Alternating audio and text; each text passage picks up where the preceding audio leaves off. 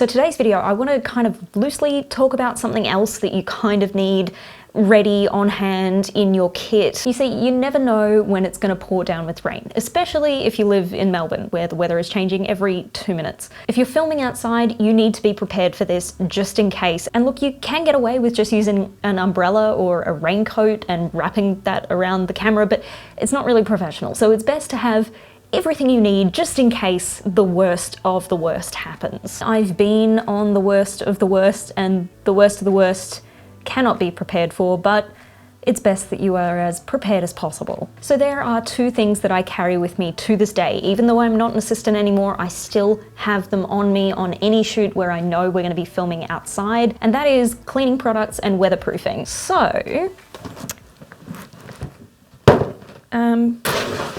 I usually have a tub of cleaning equipment and any extra bits and pieces for weatherproofing, and then a bag for on-the-go stuff. So let's go through what's in the tub first, because the stuff in the tub you're not readily going to need. It's more backup stuff and cleaning things that you'll need later in the day, probably at the end of the shoot when you're cleaning down the equipment for the next day or to return to the rental house. Now, everything that is in both of these kits, the go bag and the tub, everything is really accessible, so you're going to be able to find it quite easily, especially in your local hardware store or in your supermarkets, so why not get it sorted now? So inside this tub here, if I can find somewhere to put everything, we have quite a bit of cleaning equipment. So I want to start first with the rags. Now, rags, cloth, material, microfibers, whatever you want to call them, I have a stack of them. Like, I'm not even kidding. This isn't all of them. The rest are in the bottom.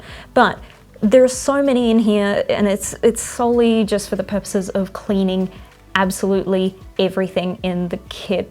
There's like a floaty right in front of the camera. Okay. So if you need to wipe down anything that happened to get wet in the rain, like the tripod legs or even the camera, really, you should be protecting the camera a bit more, but if it does get wet, you've got these on hand to wipe it down. Now, the best ones you can get are the ones with the least amount of fiber to them, so microfiber cloths are pretty good, but anything that leaves a residue or scratches or anything like that, probably not worth it.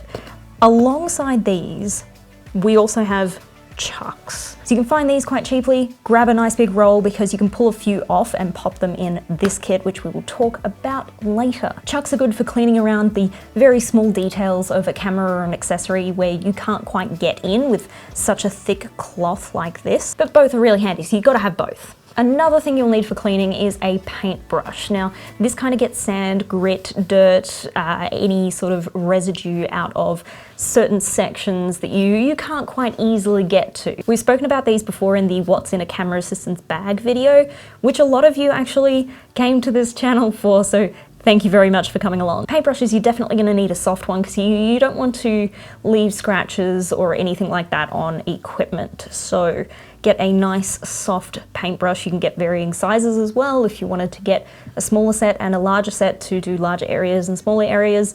That's up to you. Another thing for delicate cleaning would be the cotton wool tips, Q-tips, I think you Americans call them. Now, cotton wool tips or cotton buds, they are really good for getting really gently into certain spots on a camera especially, or any delicate electronics. You can put a little bit of cleaning product on them as well, depending on what you're cleaning, and wiggle that around wherever you need to clean as well. If you're shooting on a beach, this sort of set, this sort of kit, is incredibly valuable. You're definitely going to need it because sea salt and salt water can corrode things and make things rust very quickly. You have no idea until you experience it, and having cotton wool tips as well as the cleaning products I'm about to show you, you should be able to clean things thoroughly and make sure that there is no sea salt residue on anything so that nothing rusts over or gets damaged. When you're dealing with electronics and water, it's not a good mix. Okay, so the cleaning products. We have isopropyl alcohol. You can find this at any electronics store, any major electronics store. You can also find it at your local hardware store. Isopropyl is just a cleaning alcohol. It's very strong and I wouldn't recommend using it on certain surfaces. It's more of a hard surfaces thing, and I wouldn't use it on anything that has grease to it. So any joints to things that have grease already in them, i.e. your tripod legs, the lock-offs have grease in them. I wouldn't use it on that because you're going to clean the grease out and then you'll damage the tripod. It just won't be as fluid as it should be. But in that case, if you're trying to clean something like that, you can use WD-40, which is a lubricant and also a rust protector. It's very, very greasy, but use it in small amounts and you'll be totally fine. Next up we have Mister Sheen. It's also another sort of cleaning product here in Australia. I don't know if you guys have it in the US. It is a multi-purpose sort of multi-surface polish thing. It will work on leather, wood, plastic, glass.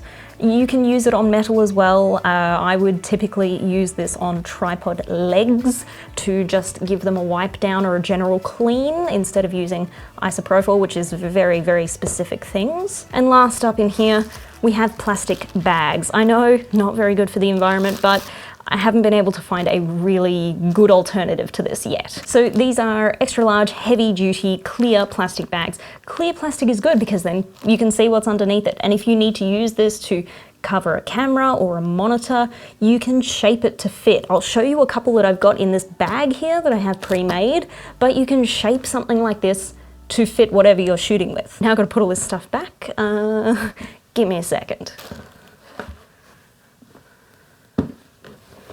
Alrighty, so this bag is just full of stuff that you'll need on the go, that you need ready on hand every day, especially if you're shooting outside in the wet. The bag itself is a waterproof bag. You can find these at adventure stores quite easily. I just got a large one, or one of the largest that they had, because that was able to fit everything I need. If you need specifics for this bag, I'll try and find them and I'll leave that down below, and I'll try and see if I can find these accessories and things as well and leave those down below as well. Now, before I start, actually, when you're stacking a bag like this, try and stack it in an order that you think you will be using the items in. So anything that's the least important, or the things that you might be using last down the bottom, and then things that you might be using first at the top. So we start with this little baggie here. Now this is just a regular like travel bag, and I have put some clips and clamps. If you're using the plastic to wrap over things or cover things, you can use these to hold it in place. Now these sort of things you should probably still have in your camera assistance bag, but keeping a couple in your wet weather bag is a good idea as well. Is this video too boring? See, I think it's really important, and it's things that you forget about or don't really know that you need until it's too late and you get on set and it's pouring down with rain and you're protecting the camera with an umbrella, which you probably still have in this kit as well, just FYI. Here's another thing from your local adventure store that you could find. This is a backpack rain cover. It is literally a raincoat for your bag. Now, you can use this on whatever you want. What I would typically use it for would be to cover any open tubs or bags, like an on-set bag. This will be to cover the top of it, and just make sure it's taut so the rain doesn't pool in the middle and cause any damage if you accidentally knock it and it pours down into the bag. Basically comes out of the bag like that. And you can use that to cover pretty much anything. Now I have to put it back in. Next up, which I think you would have seen in the camera assistance bag episode, we have a space blanket. Space blankets are really good for putting your equipment down on wet surfaces. If you're filming on a wet beach or on a muddy surface, you can pop this down before you put any of your cases down on the ground. As for the plastic bag scenario, I've got a couple of different options here. So here is a couple of those heavy duty bags that we saw in the tub. Now I've just got a handful of those just in case, things that I can modify and cut and change up to whatever I need. And then I do have a couple of really heavy duty ones. Now these ones are actually from a camera accessory store who deals with like motion picture film and things in Australia. Now, the equivalent in the US will probably be something like Film Tools, potentially Panavision. I don't know if your Panavision also sells things, somebody can tell me that down below, but I have a few of these and they are cut to different purposes. So number one, this is the large one. It's huge. I'm not going to unwrap it here because it's just way too big. It is simply just a giant square bag. That's about it. And down the bottom, what I've done here is I've attached some Velcro, and the Velcro is to secure it around the bottom. You can also use it for monitor stands. If you've got a monitor set up and you just want to wrap the monitor and then secure that with the Velcro, you could do that too. But the Velcro is a really good thing to have set up at least on one of your bags. Now, if you do find that any of these plastic bags get holes in them where you don't want holes, you can secure that with matte tape or gaffer tape, up to you. But if you do make deliberate holes, like in this smaller one that I have here that was used for some block batteries, if you do have any with a hole in it that you've made deliberately to access for cables or anything of the sort, you can also cover that in matte tape and neatly make your selection of where you would like the hole to be. Then, to make doubly sure that that is going to be completely safe and water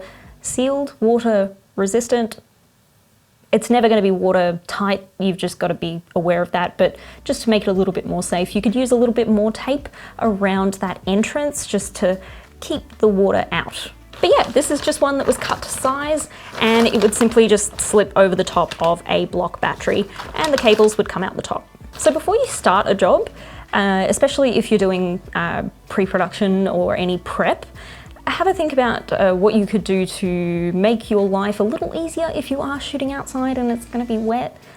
Just to have this sort of kit on standby. Get all of this sort of stuff beforehand, take it with you to the prep and cut everything to size. That's probably the best way to deal with it. That's enough of the environment destroying plastic, I think. Yes. So those microfiber cloths and towels that we had before in the tub, I've got a couple here, just different types. I've got a couple of Chux in there, a couple of Chux wipes, a couple of microfibers, and then a little bit of a larger towel just in case. And lastly, you also need to protect yourself. You need to take care of yourself on set if it's wet, rainy, raining sideways. So a good thing to have as well is an extra raincoat. Now, you're probably going to be wearing your raincoat, to be honest with you, but if you do need an extra one or somebody has forgotten theirs, it's always nice to carry one on you. You could also use it in a quick moment to cover anything that might still need to be covered. If you've run out of your plastic covers or anything like that, you've got a small temporary backup. But to complete the look, to complete the dorkiness of this situation, one thing that I regret not having on that really bad day I mentioned earlier where it was raining sideways and everything got soaked in salt water, including my pants. You're definitely going to need waterproof pants. Trust me, it was the worst day. Having your jeans physically stuck to your legs is not a nice feeling for 12 hours. Not to mention it was blistering cold and I couldn't feel my fingers. So definitely learn from my mistake and bring yourself some of these. They're dorky as all hell. Parachute pants. You kind of need them. They're just weatherproof pants you can slip on the outside of your clothing. Sometimes they make a lot of noise, so maybe get ones a little bit better than this, because that's loud. But still, regardless of how dorky you look, you're going to be insanely comfortable at the end of the day instead of me, who was not very comfortable at all. So definitely get the waterproof parachute pants and a raincoat. Take care of yourself. The key points here is you want to protect all of your equipment, no matter what it is, from any rain, any water spray from the beach, especially because of the salt water, and also any sand. So you want to try and cover everything nicely so that none of that gets in. Now trust me, sand just gets everywhere. It doesn't matter what you do, but at least if you try, your cleanup at the end of the day will be less. Now, if you're shooting on a beach, I do just want to point out that you are going to have to do the most thorough clean possible. You're going to have to clean absolutely everything, especially with that WD-40 to prevent any rust. Make sure you use it on the correct surfaces though. So using that on any screws that are holding anything together is really key. Otherwise, those screws will just rust into whatever they're sitting in. Just make sure you go over everything with a fine tooth comb. Today's question comes from MelaGTX. I hope I got that right.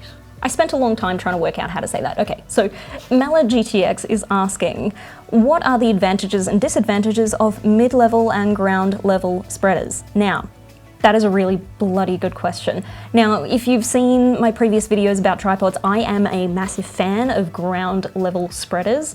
The reason being is because I just find them easier to adjust and use with my foot and twisting my foot on the lock off. That's just the way I've been taught. That's the way I've dealt with it my whole career, so it's just, I don't know, I just find that really easy for me.